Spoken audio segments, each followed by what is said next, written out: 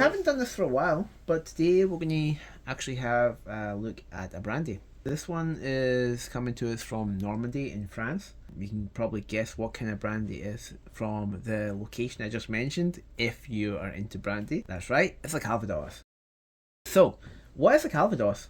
Essentially, it's just a brandy that's distilled from apples or pears instead of grapes, and it originates in Normandy. This region, due to its climate being fairly similar to England, as well as the historical ties it's got to the UK through England, it has a tradition of making wines and spirits from apples rather than grapes, just like in the rest of France. Now, as I mentioned, Calvados can be made from apples, pears, or even a blend of them. This particular one from Père Magloire is distilled solely just from apples. Père Magloire, it actually has a storied history. It started as a small one-man operation, and it was running from a small inn in Normandy back in 1821. So the titular father was a man called Dominique Magloire. He served Calvados in his inn to his patrons, and it was a big hit. So from there, he grew his company, and over the generations, it became one of the biggest Calvados producers in France. There's much more to the story, including some heroics during World War II, but I don't really want to get bogged down in the details of the history. So let's focus, however, on the spirit we've got here. So this is a VSOP Calvados, and it's aged for a minimum of 5 years in French oak. It's then finished in some ex-Scotch casks from Islay, so they previously held a peaty whisky, and they were in them for a couple of months. Well, we don't know exactly which casks the distillery sourced from. We can probably make a guess. It's probably Kalila, given the sheer quantity of whisky that they produce, but it could also be Laphroaig because they also produce a lot of whisky too. It doesn't really matter too much because at the end of the day, it was from a peaty whisky, and I don't know how much effect that's going to have on the brandy itself. It's time to do a taste test of this. Let's open this up.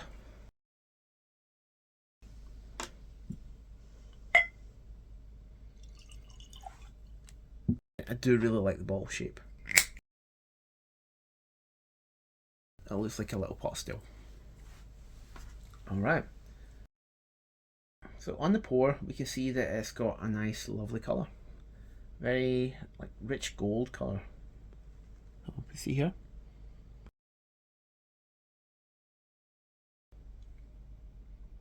Like most brandies, it comes in at 40%. So let's nose this. So we're getting some bright apple at the front. Bright and cheery apple that comes out. Oh, go back. Yeah, you don't really get much else at first on this. But even that apple note, there's like some evolution going on to that. It started just bright and cheery, but the more I nose it, the more it tends to become like less and less fresh, like it's bruised or even caramelized. It's interesting. Go back to it. There's some vanilla too from the wood. Let's see. There's a little bit of a herbal component as well. Try to place that. Something like, I don't know if it's just because I'm smelling apples too, but I'm getting like an apple mint note from this. But it's not just appley. There's also a little bit of citrus there as well. I wouldn't call it lemon. It's too herbal for that. Maybe lemon balm? Yeah, that's what I'll put it down as, lemon balm. There's also... So I didn't actually get this at first, but there's also some smoke there as well. It's kind of like sitting at the tail end of the nose. It's very subtle. It's like as you're nosing it, you don't notice it at first, but it slowly creeps up on you as you smell it. Interesting. It's I wouldn't say it's campfirey or even hospital. So yeah, it's probably not a Laphroaig cask. It's like a gentle smoke, like a slowly burning fireplace, like smoke coming from that. Very gentle. Yeah. It's an interesting nose.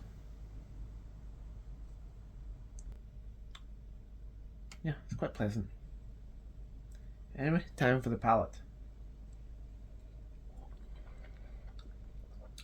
Oh yeah, the apple is very loud and it's very much in your face, but like in a good way.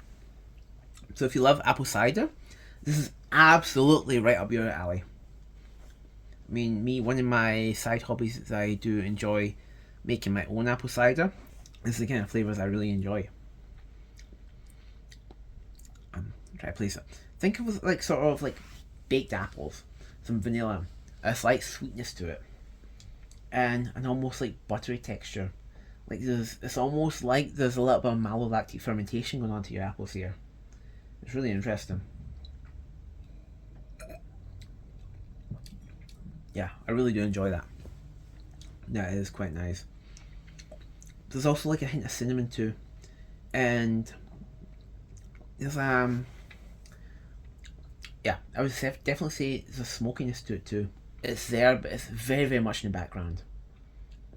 However, I do get a sort of mintiness coming through as well, and that sort of interplaying with that little bit of smoke there, so it's creating that almost like menthol note, almost like eucalyptus, even.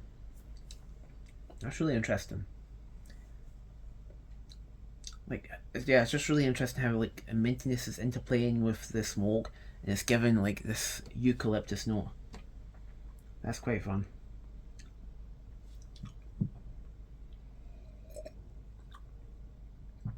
Yeah, the cinnamon, but now that I actually think about it, that like cinnamon spice, that could actually be just the smoke that's coming through.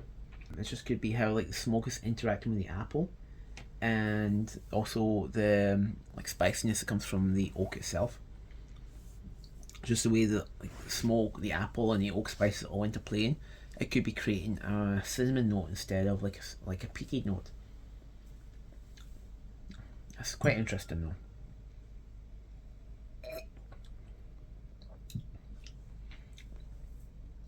Yeah, definitely this goes through to the finish. There's like the apple cinnamon note coming through. It's almost like apple pie actually as it gets to the finish. That's really fun. It's a really fun brandy, a really fun Calvados.